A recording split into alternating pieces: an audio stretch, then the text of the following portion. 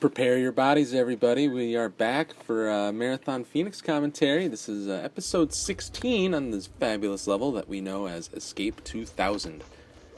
My name is Ryoko TK.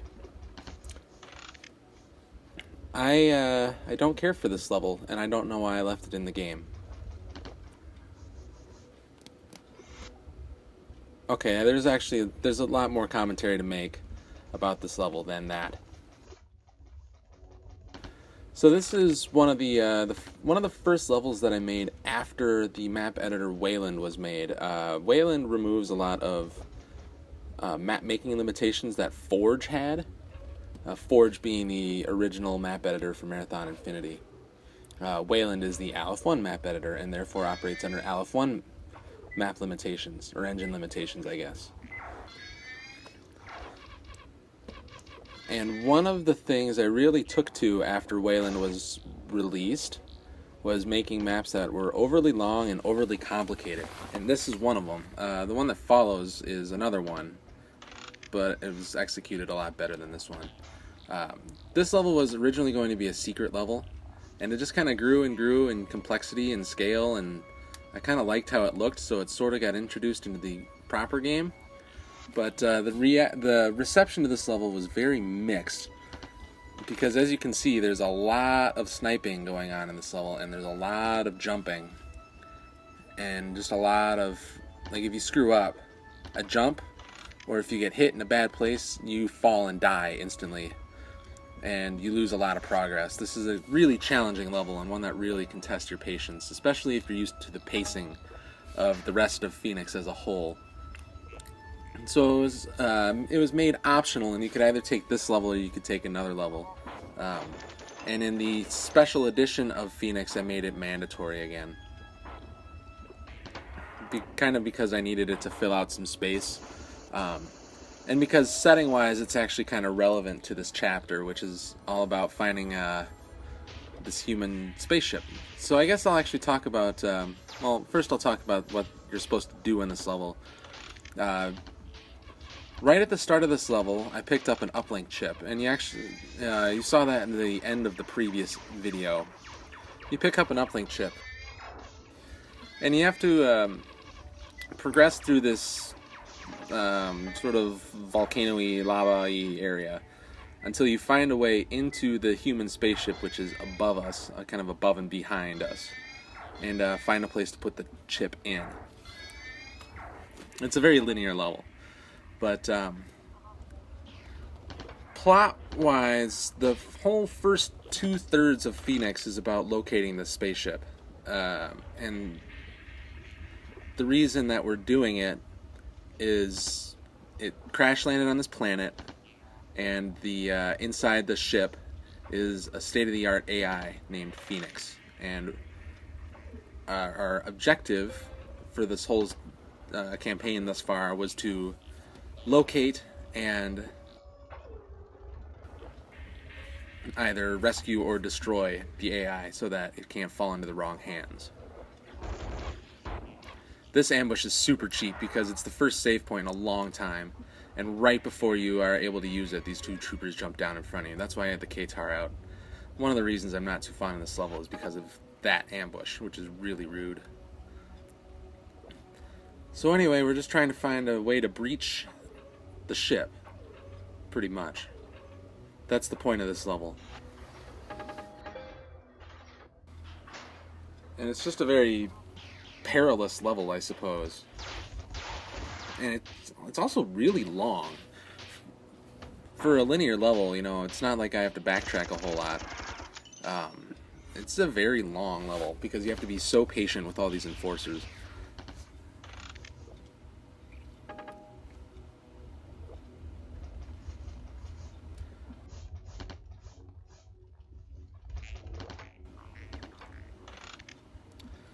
And originally this level was going to be even larger. I kind of ran into two limitations that still exist in the engine. One of which is the overall dimensions of the map. The map size in terms of like playable area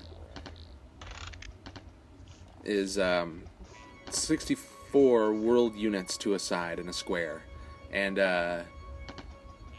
it can overlap on itself as much as you want, but you can't go any further horizontally than 64 world units, which I guess I would estimate is about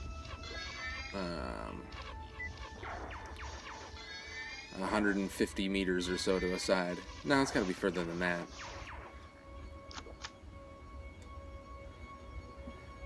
But anyway, it's really not that long of a distance horizontally, and I'm not a huge fan of levels that overlap themselves a lot, because they tend to be really hard to navigate and also really hard to make.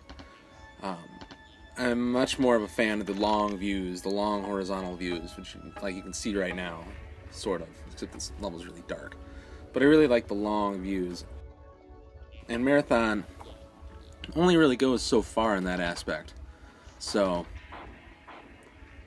that was one limitation. And if you actually look at this map and like the auto map, you'll see that this quote-unquote natural volcano area is pretty much just a big square, because I really push up on the boundaries of the map area. And the other limitation is an engine limitation that I don't really know exactly how it works, but basically, if the map is just too complex, it won't load, and complexity is defined kind of variously here, not just in geometry, but also in like sound effects and that kind of thing. Like I said, I don't really know how it works, but I sort of correlate it with the number of polygons I use in the map, and I kind of ran up into that sort of soft limit and had to kind of abort this level, and that's probably a good thing.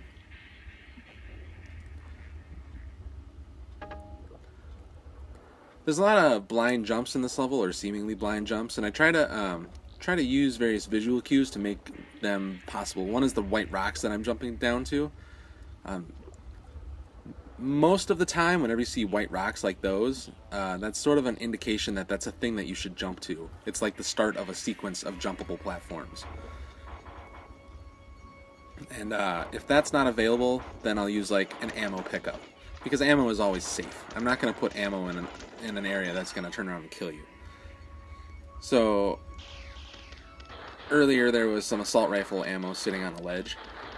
If you see the ammo, you can jump down to it, and then you'll know how to progress from there. That's sort of the intention.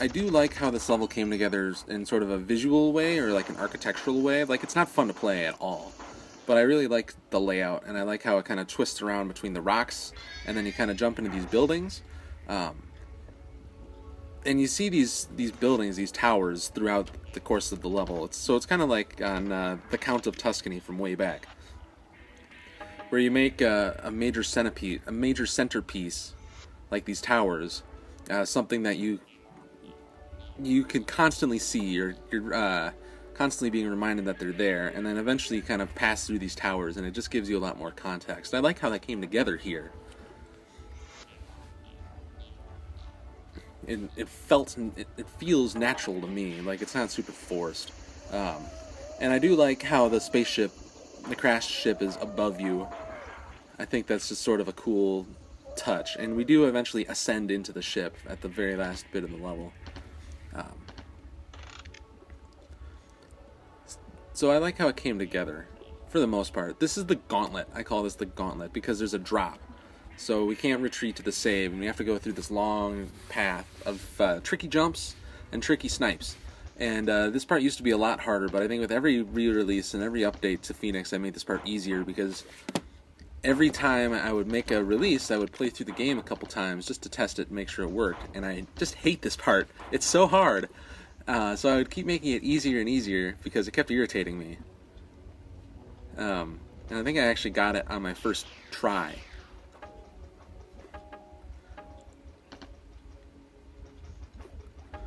But you just keep getting challenged by so many enemies from so many weird angles, like this enforcer that's kind of on this ledge behind you that you pass in front of. and it's a really tricky angle to hit.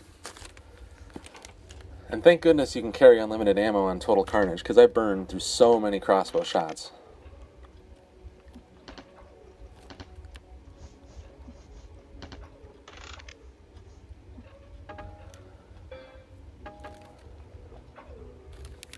But like in earlier versions of this level, you got attacked by a bunch of defenders right here, while you were also being sniped by the enforcers. And that yellow can wasn't there. So you had to do this whole pass on 1 bar of red health without heals, while getting bombarded by difficult enemies. And then at the end right here, we come to some really tricky jumps on some sort of uneven rocks, and there's some fighters that are about to attack. And if you get hit by the fighters, you might get blasted off into the lava. Yeah, these guys right here. Surprise. I'm just lucky. I almost fell off. And then you got these jumps, which are... They're tough. This is just a really tough part. But yeah, you can see how I use the white rocks to sort of call attention to your next move.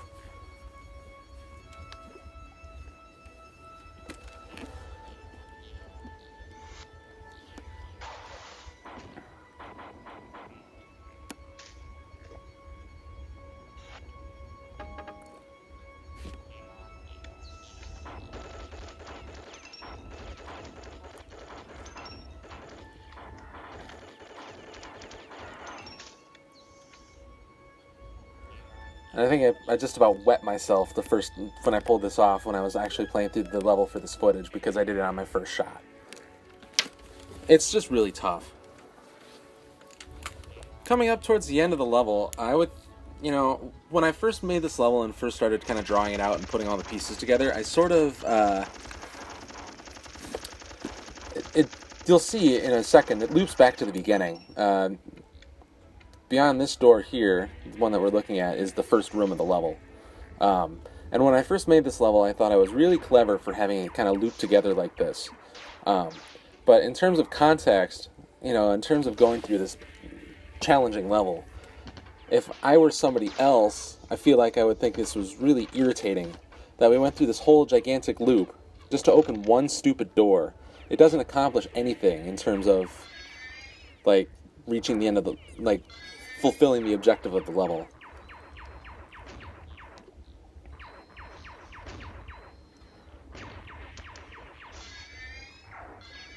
But I just thought I was so clever that I was having this whole thing tie together, so...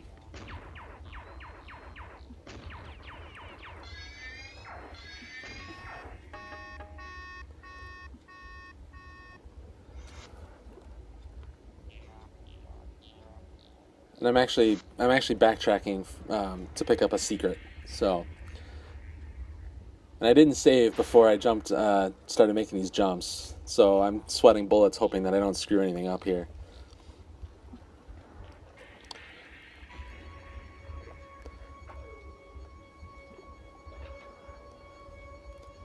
So I should probably give an excuse as to why this video came out kind of late. I had this footage ready for about a week. And honestly, I wasn't having any trouble getting the commentary ready, but I had spent most of this last week watching a gaming marathon, Summer Games Done Quick.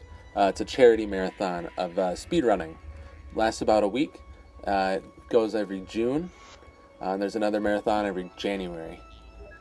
It's super cool charity events. They raise tons and tons and tons of money. I think this one raised like $700,000 or something in a week of video games. So I've just been watching that the whole week, and obviously when I'm watching something on my computer, I can't do any commentary because then you get the bad audio.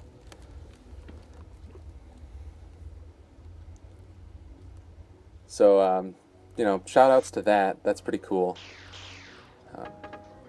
So this is the last bit of the level. The transition from sort of the rocky volcano section to this inside the spaceship section, I actually do kind of like it. Kind of zone transitions, I think, are something I'm really good at as far as like a map designer. I think it's one of my strengths because even though like this is totally an isolated section from the rest of the level, like you can't see outside, but the way that the ship was given context in the rest of the level by sort of hanging over your head, and then you climb up into the ship. And then we're about to leave again, actually. I just think it comes together pretty well, pretty neat. And then, of course, I opened this door, and now we're back out in the volcano area. That's the end of the level. I'm going to just hit up the save here, and I'll do the next part and the next level in the next episode. So thank you for watching. I will catch you again here pretty soon. This is me going to the exit.